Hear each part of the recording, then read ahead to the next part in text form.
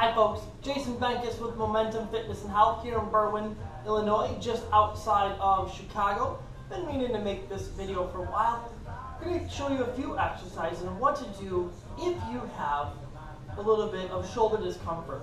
40% of Americans will experience some kind of shoulder discomfort in their lifetime, and 2 to 5% will experience shoulder impingement, which will limit their range of motion, their ability to do normal functioning daily things. So I want to give you a couple exercises to do today and a couple of stretches that'll help with that situation if you feel like you're there. How do you know if you've got shoulder issues? Well, a lot of us sit at a desk all day long, myself included, and we have that internally rotated shoulders and that rounded upper back. Now, if you really want to know if you have any kind of shoulder issues, from that squat assessment that we always do, what we're looking for is when the arms fall forward during that squat. So the arms fall forward. When you squat, you want to try and keep them straight up, but for about 90% of people, they fall forward. So if you see that you're not able to keep basically your elbows in line with your ears as you squat, that tells you you got a little bit of shoulder weakness.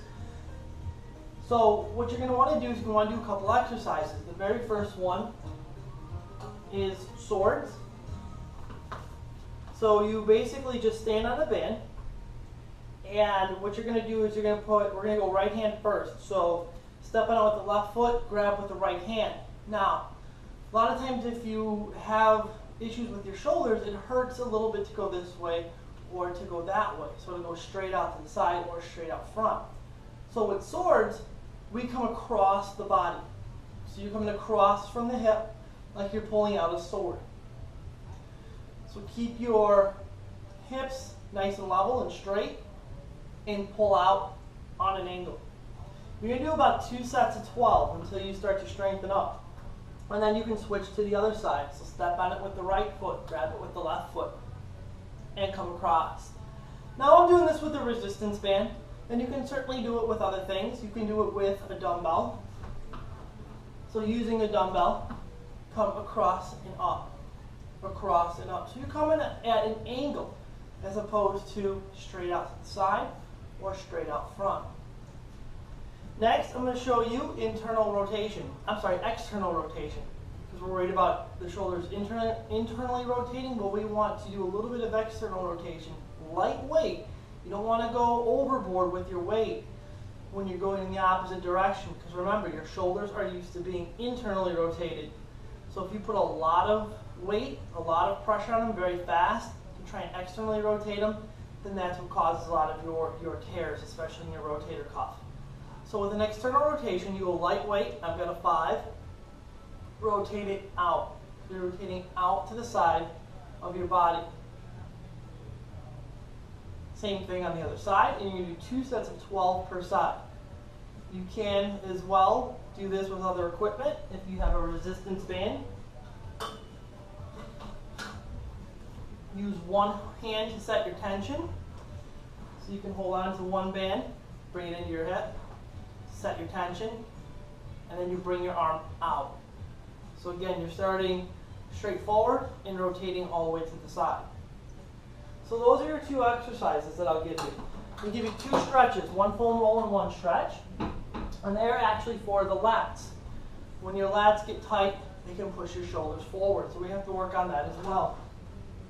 Very simply, with the foam roll, you want to get it underneath along the side of your back. You're not completely on your side.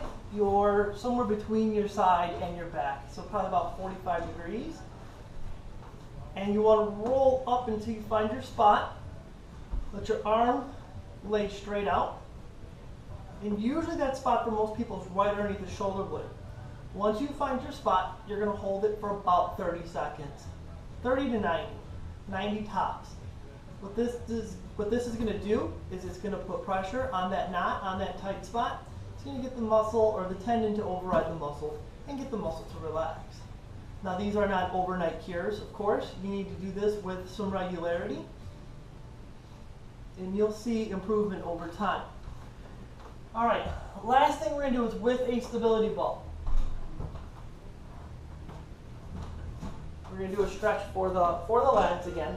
And with this, what you do is you bring the ball out, keeping your ears, shoulders, and hips in alignment. Bring the ball across your body.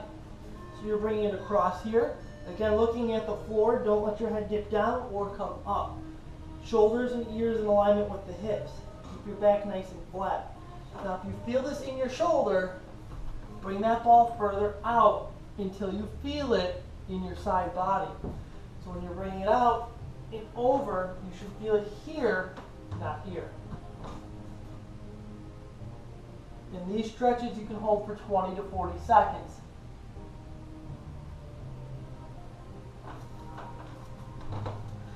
Thanks for tuning in today and checking out this video. If you should have any other questions about or need other shoulder exercises, feel free to reach out to us at findingyourmomentum.com. And until next time, I hope you find your momentum.